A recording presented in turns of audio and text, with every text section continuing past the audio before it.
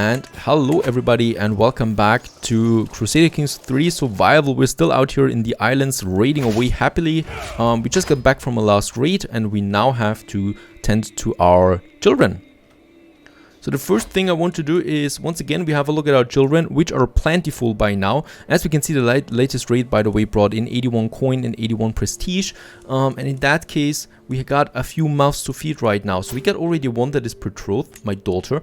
I have another daughter now, down here. I will betroth her now as well to another very important alliance power. So we got Viking, right? But they're actually... Oh, they're in England. This is the most powerful alliance that I can come up with. It is, right? So it's not a very powerful alliance, but we can still do this. Can we stay matrilineal? No, we can't. Perhaps with one of them that is younger. Now, for my sons, I have other plans. My eldest son, I should keep him closer to myself for the moment, but my younger sons, I'm going to keep Tyke here, for example. He also needs a wife to be, a future wife to be, right? And we do actually have a few available here alliances. Most of them are pretty weak though overall, right? So my eldest has the best chances of finding a good suitable wife. So with him, we could actually get Vermaland, which is 1,200 soldiers strong, but I would use my eldest son on that. He's 7 though, so it's only a betrothing. It's not fixed in stone. So after all, let's go with this one. He's not getting any prestige out of it though. So we will definitely find him another wife then when the time is right. For now, I can very much like use the alliances then, because it increases our power as well. And the chance that someone declares war on us is reducing with that or diminishing with that. Now we have another option available right now, and that is in Iceland. We could now create the king or the duchy of Iceland, right? This one here. We could create this title. The problem with this one though is that I have then 2 duchy titles, and my eldest son would inherit one, and my second eldest son would inherit the other one. So I would lose counties upon my death. So it's safer for now to keep one duchy title to myself. So my son will only get this one here then when I die, right? So that is the easier choice for me. So what can we do with all the stuff that we have right now? We do have a lot of coin and we do have a lot of prestige. So one thing I would like to do now is increasing the size of my army once again. So we can increase the size of the armored footmen to size level 3 in that case, or size level 2. Either way, it's 100 more soldiers. Let's do this. So this gives me a bit more here. The other thing that we can do is, well, we can organize a feast. With the feast, we can potentially get out a lot of prestige. And it also makes my vassals quite happy about this. I'm also having a few problems in my court from what I can see from messages. There's the feast now. No, actually, it's fine, I guess. So welcome, friends. How much will it cost me this time? So someone, Gregor here, my dearest Gregor, so my marshal, he is talking and talking and he doesn't stop talking. But I'm telling him, please go on, so that we have this interesting conversation. Okay, Gregor still continues to talk and talk and talk. He even approaches now my wife Christina and talks to her. This is a marvelous feast, he says. All my compliments to the host. And I could have now either say Christina deserves all the credits, so I do get a household effect, so opinion is increasing, or yes, I have done a great job, haven't I? And we do get 150 prestige. Now Christina, she likes this anyway, so yes, yeah, it's our job, right? So we did it. We get the prestige out of it. And the feast is over. It was a successful feast. Christina, I thank her behind the back of everyone else, basically. And we just say, until next time, cheers. And we get another 150 prestige out of it. So we got 400 prestige right now.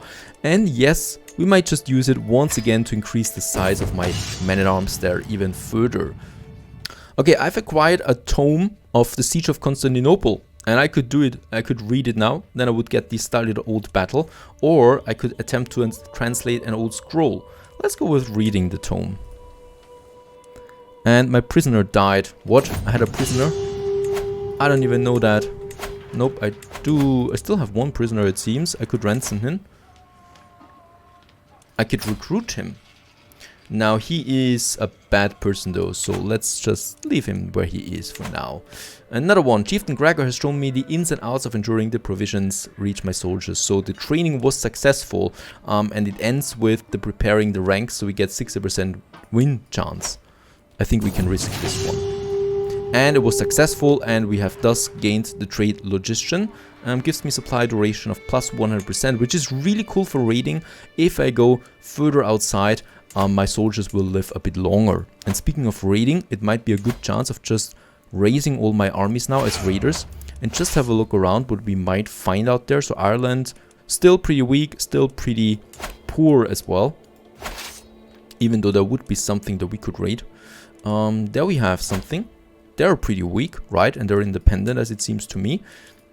I could also raid this one there. Actually, yep, we have some options now. So we can do something here. And we also get the first event then out here, Fire and Blood. And we have raided a settlement here. And we have the choice now. Do we want to get the skilled slaves here? This will totally destroy this area there. But it will increase the development progress in my own chieftain by 40, which is pretty big. We could also just say, bring me the bounteous plunder, and we get some prestige out of it.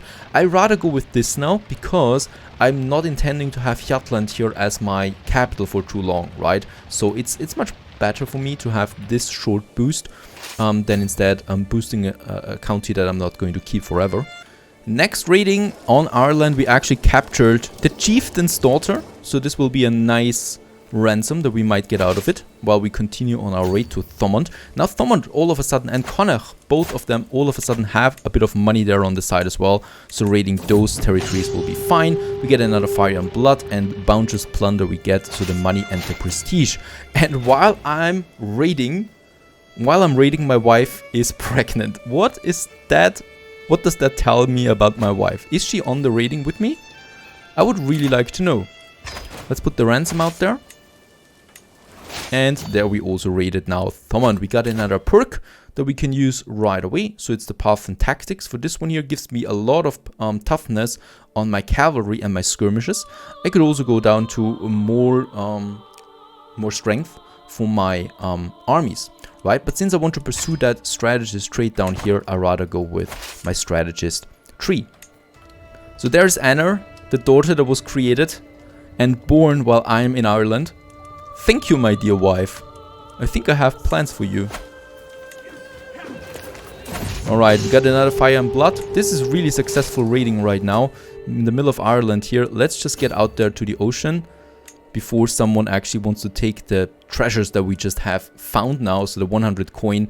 And let's just get all of that back home now. So this is 100 prestige and 100 coin. That is quite a lot of stuff that we can actually get here now. I would also like to check the kingdom right now. So 15 de jure counties we need for the Kingdom of Norway. There it is, right? A lot of raiding to be done. Let's get this one down again, the army, because now I'm actually done with raiding for a while. It was really successful, but it also gets a bit stale, you know, when the enemy is so weak. So what we can do now is, well, we should be conquering new territories. Norway would be my next goal, because Norway is weak and it is my culture. It's a Norse culture, right? So we are the Norse culture, as we can see. So we should stay within our culture. First of all, we have here then the Gaelic culture, the Scots, and the Irish culture. The Irish culture, so if I would conquer something in Ireland, I would be of a distant culture, and this would put a penalty on me. So I should go for some conquering in Norway. Now in Norway, we do have a few options. I could go to this guy here and tell him, hey, I want your territory, and he would actually probably not even say no to that. This one is also pretty weak. Now let's just have a look around in Norway. We have some counties here that I would like to make my capital, or where I can think of having my capital, right? The capital is the county where you have your holdings then that you really develop to the highest level, where you really want to push your buildings and your economy. And as we can see, we do have a few here. This one is pretty powerful because it has 5 holdings. This is just incredible. So each one of these holdings there is a church or a village or a castle. So you can have quite a lot here in Hordaland, as it's called. In Sogn, oh, Sogn is powerful too. Doesn't sound so nice though. I don't know if I won't have to Sogn my capital. We could have a look at this one. This one is rather weak, but it's central. This one is weak. This one is rather weak. So they're all pretty weak here, except for the Hordaland that we have here. So this is my first territory actually. It's actually him, right? So it might be a bit more difficult. So we could say, first of all, I would like to see his ally. He's weak too, right? So there's not a big deal.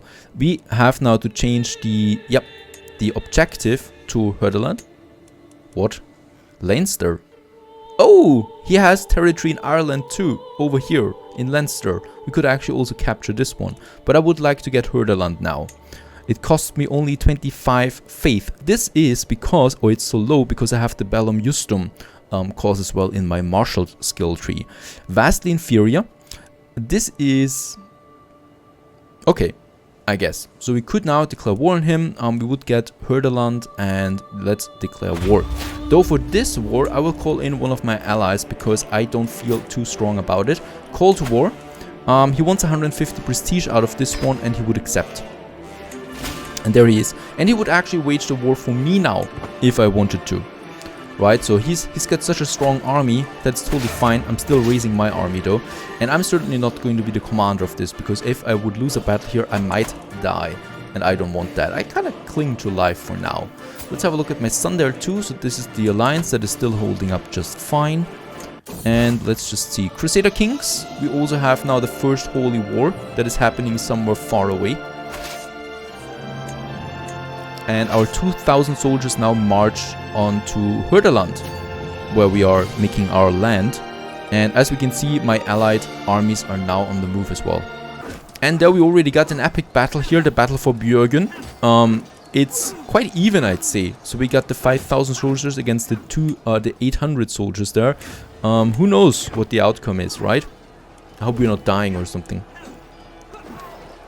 It was a rather quick battle.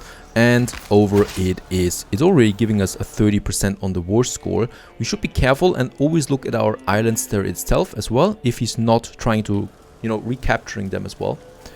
And let's just wait it out, because this is basically all we need to do. Oh, he's still mobilizing some more soldiers there, which is not bad.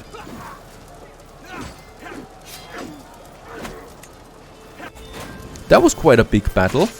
We have taken the heir, the son of the chieftain, as prisoner, who is hiding behind a mask because he's disfigured.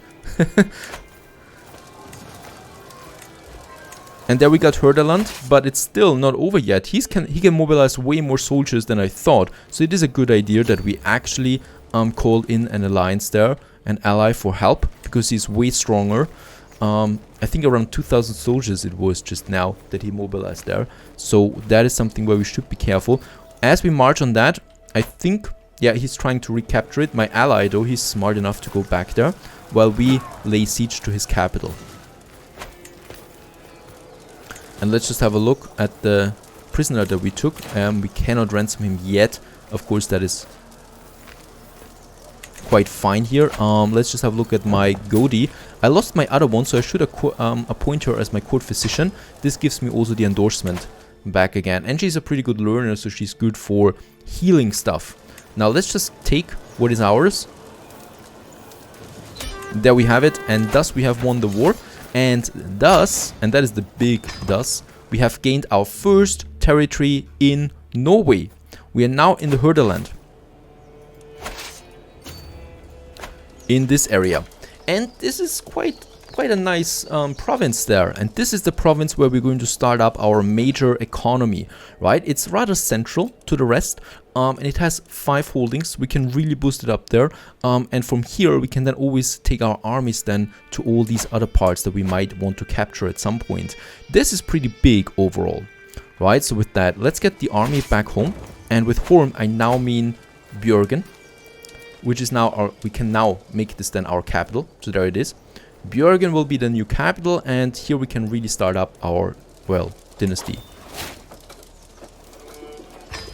And let's move. And thus our capital is also right on Norway, right here in the center, where we can now start our whole endeavor. Right, first of all, we got a new skill point. or quite a lot of experience points. And the retreat loss sounds nice. These are not good traits though, right? So those two traits are really just get to go for the martial skill, the strategist here, which gives me another 3 martial skills, and the cross water without advantage penalties, yes, which is pretty powerful in Norway because we got a lot of rivers here, and this penalty is just a pain. Righto, let's lay down my army. It's costing me quite a lot. We could still create the Duchy of Iceland, but we're not doing that yet. I'm actually thirsty. I'm thirsty for more territory now. Let's just have a look at myself. We haven't schooly pooped in quite some time, so no baby for the moment, which is strange, right? What is my wife doing? I have no idea. She might be onto something there.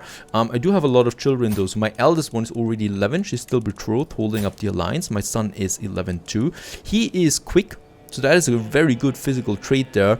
And he's also pensive. Do we not? He has a guardian though, right? Yes. Gregor is the guard. Unfortunately, he's not really putting him into a lot of martial skills there, which is a bad thing there for now. But still, it's fine. It's fine. We can also check the other ones that we have. So there we have our other son. Do we have a powerful alliance? No, we don't. But there is Stefana. She's pretty old, but she's got the hail bonus, right? So this is something, this is congenital, so it goes to the children. So it might be a good catch. We also have the quick. We could also sort out for genius, even though I don't think so. There's barely any genius out there at most time. So for now we have to wait because there just is not a good catch out there. My wife managing domain is fine. I'm now going to increase the development in Hordaland, which is now my capital. And I will also need to increase the control in Hordaland for now, right? Because control is, well, it's not there at the moment. So this is something we need to do. And yes, I'm really, really thirsty there. So let's continue with Rogaland down here. Subjugate or conquering. Subjugate we can only do once during a lifetime, so I'm going with conquering the county. It's a pretty weak one anyway. He's vastly inferior, so no problem there. And as we can see, it's also rather cheap to go with that. He doesn't really have any notable allies, right? We do have quite a few allies, and he's only got this little ally there. So I don't even need to call anyone into this one. We go with the Rogaland, and let's declare the war. I'm raising my armies right away. So 1,800 soldiers. And let's get over there. Overland, it seems. I might also give another one of my isles here to one of my vassals. So we got the Orkney Islands here. If I do have a good guy like my steward here, he's got no children. Oh, he's got one child. She is she in my court? Yes, she's in my court, so that would still be good then. I could also give it my spy master. He's got no children at all. Let's give it to my... Oh, wait a second. He's Catholic. I can't do that. My chancellor, though, he's good. He's lowborn, no children, he's Norse. Let's give it to my chancellor there. And we're going to give this one the Orkney, right? So he becomes my vassal. And we are with the domain limit again, and he's my new vassal there. And since he's pretty good at his job anyway, he's average, he will still also have a nice opinion bonus there as well. Now we are moving in. There was a rather small battle for the brink of a moment. And then we just take this one.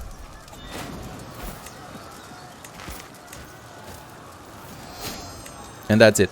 We are also known for our dedication to my faith. I have no idea what faith I have anyway. Yeah, we are faithful, so we get a lot of piety there each month. I don't complain about that. We also took the spouse of the chiefess as a prisoner, and yeah, we definitely do get the 100% now anyway. And there we have it. Already increasing our domain in Norway with the next step here. So this one is increasing now in size, which is the Nordjand. No, Nordrejar. And from here we can just continue now. We have, yeah, 1,900 soldiers. We're coming into the 2,000 army. So I might just also increase now the size of my pikemen. I do have the prestige for that. And let's just also have a look what duchy title we have here. This one, the Jarldom. And there we already have 2. Oh, someone else has it already. We could usurp it. Costs me quite a lot though. If we have the primary title, it's this guy here. To the north, and yeah, That's the guy we have to truce with, I'm pretty sure of. No, actually we don't. Did we have the truce with Sogn? That was something like that, but we might just now go with him. Ah, no, we have the truce. Yeah, we have it, so I can't do that just now. But overall, so far so good.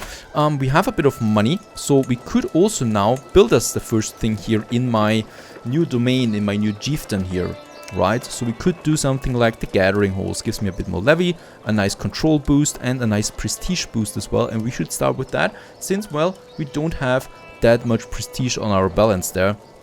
So the gathering hall is a nice first building for our chieftain, for our capital, where we can gather as well. So from a role-playing perspective, it makes a lot of fun. The House of Skuld is thus still rising. We are now 7 living members in this house, and our fame level is also going up there from obscure to insignificant at some point, and that is something I like.